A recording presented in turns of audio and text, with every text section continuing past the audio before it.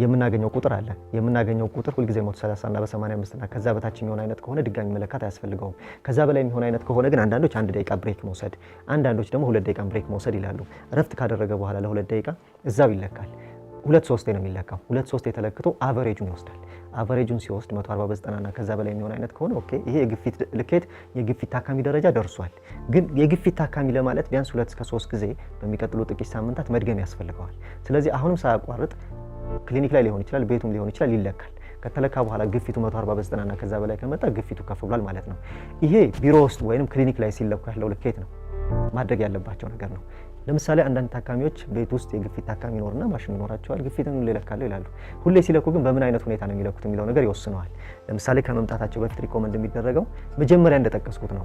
ለ30 ደቂቃ ኤክሰርሳይዝ አለመስራት፣ ቡና ነገር አለመውሰድ፣ የሚያጨስ ከሆነ ሲጋራ ሳያጨስ ከ3 እስከ 5 ደቂቃ ረፍት አድርጎ ይሄ ለሁሉም ይሰራል። ቤትም ቢለካ ዘንድ ቤት ውስጥ ሲለካ ግን ሁልጊዜ ጠዋትና ማታ እንዲለካ፣ በትንሹ 2 ጊዜ እንዲለካ። እነዚህ ልኬቶች ከመምጣቱ ከ3 እስከ 5 ቀናት ባሉት ውስጥ ለምሳሌ ከሳምንት በኋላ መጥቶ ለመታየት ካሰበ በዚህ ሳምንት ውስጥ ቢያንስ 2 መለካት አለበት። ወደ ክሊኒክ ሪፖርቱን ይዞ ለመሄድ